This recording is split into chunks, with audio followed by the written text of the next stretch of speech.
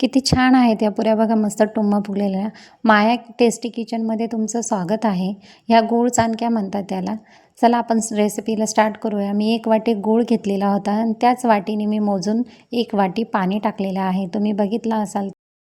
आता इथे आपण मस्त त्याला छान हलवायचं आहे. तो पूर्ण गूळ विरघळेपर्यंत पूर्ण हलवून घ्यायचं आहे आपल्याला. बघा मी कसं चमच्याच्या साहाय्याने पूर्ण हलवते, म्हणजे खाली गूळ लागणार नाही आणि छान तो एकत्रित होईन आणि पूर्ण विरघळून जाईन गूळ. आता इथे आपण बडीशेप आणि 2 विलायची घेतलेल्या आहेत. त्या मिक्सरमध्ये बारीक पूड करून घ्यायची आहे त्याची आणि तीही या पाण्यामध्ये घालायची आहे. तोपर्यंत आपला पूर्ण गूळ विरघळला आहे आणि मस्त ते एकजीव होईल आणि खाली त्याचा म्हणजे काही चोथ्या राहिला असेल किंवा खराब काही राहिला असेल तर ते पूर्ण पाण्याखाली बसून जातं. आता हे छान आपलं गूळ विरघळून झालेलं आहे. आपण गॅस बंद करून गार व्हायला ठेवायचं. आता मी इथे 1 वाटी गूळ आणि 1 वाटी पाणी घेतलं होतं, तर त्याच प्रमाणात मी 2 वाट्या गव्हाचं पीठ घेतलेलं आहे. लागलं तर आपल्याला अजूनही पीठ घेता येईल, पण सध्या मी 2-2.5 वाट्या पीठ घेतलेलं आहे. चिमूटभर मीठ टाकलेलं आहे त्याच्यामध्ये आणि ते छान एकत्रित करून घ्यायचं चवीपुरतं. आणि त्याच्यामध्ये 1-2 चमचे रवा घातलेला आहे, तो पण छान एकत्रित करून घ्यायचा. रव्याने छान खुसखुशीतपणा येतो. आणि ते 2 चमचे मी तूप गरम करून छान कडकडीत करून असं मोहन घालणार आहे. मस्त गरम झालेलं आहे आपलं तूप. हे पहा मी पूर्ण त्याच्यावर टाकून मस्त चमच्याच्या साहाय्याने पहिले एकत्रित करून घ्यायचं, नाही तर हात भाजेल. म्हणून पहिले आपण चमच्याच्या साहाय्याने थोडं मिक्स करून घ्यायचं. नंतर थोडंसं गार झाल्यावर पूर्ण पिठाला ते तूप चोळून घ्यायचं. पूर्ण ते तूप मिक्स एकजीव करून घ्यायचं. सगळ्या बाजूनी छान पिठाला चोळून घ्यायचं आणि त्याची अशी पूर्ण मूठ बांधली जाते पिठाची. तुम्हाला दाखवते मी ह्या पद्धतीने अशी. हे पहा असे मूठ बांधली जाते. तर आपलं पीठ तयार आहे.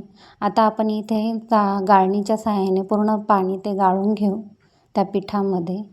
खाली काही कचरा राहिलेला किंवा बडीशेपचा चोथ्या राहिलेला, वेलचीची पावडरची, ते पूर्ण घाण निघून जाते.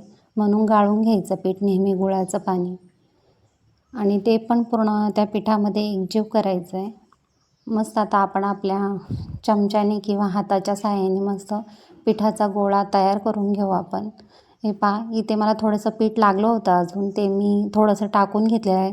तुम्हाला म्हणजे तुमच्या पद्धतीने जसं तुम्हाला पातळ वाटलं तर तुम्ही त्या पद्धतीने थोडंसं पीठ त्याच्यात अजून ॲड करू शकता. त्या पद्धतीने मीही ॲड केलेलं आहे थोडंसं पीठ. आणि मस्त आता आपण असं पूर्ण पिठाचा गोळा तयार करून घेऊया. हे पहा किती छान असा गोळा आपला तयार झालेला आहे. मस्त मऊ, चिटकत नाही, काही नाही, एकदम छान असा गोळा तयार झालेला आहे. छान असं आपलं पीठ तयार झालेलं आहे. पहा तुम्ही अशा पद्धतीने हे पीठ पाहिजे. चला तर आपण मग आता त्याची पोळी करून घेऊया. आता मी इथे छानसा एक गोळा घेतलेला आहे आणि तो चिटकत असेल तर थोडंसं पीठ लावून घेतलं तरी चालेल या पद्धतीने. आणि आता याची छानशी चपाती लाटून घ्यायची आहे. तर ती खूप पातळ म्हणजे आपण पोळी करतो त्या पद्धतीने नाही लाटायची, थोडीशी जाडसर ठेवायची आहे. म्हणजे खूप पातळ नाही करायची, कारण की पातळ झाल्या तर आपल्या पुऱ्या थोड्याशा कडक होण्याची शक्यता असते. त्याच्यामुळे थोडीशी जाड ठेवायची आहे. चपातीपेक्षा थोडीशी जाड ठेवायची. हे पहा अशा पद्धतीने मी ती थोडी जाड ठेवलेली आहे. आता वाटीच्या साहाय्याने आपल्याला जशा पाहिजे तशा, तुम्हाला बारीक किंवा मोठ्या आकाराच्या कापायच्या तशा त्या पद्धतीने कापून घ्या. मी ते वाटीच्या साहाय्याने छान अशा कापून घेतलेल्या आहेत. हे पहा ह्या अशा. आता सगळ्या ह्या अशा छान आपण कापून घेऊ सगळे पुऱ्या. नक्की एकदा तुम्ही ट्राय करा. लाईक करा, शेअर करा आणि सबस्क्राईब करायला अजिबात विसरू नका. कारण की तुम्ही एकदा नक्की ट्राय करा ह्या, कारण की खूप छान होतात.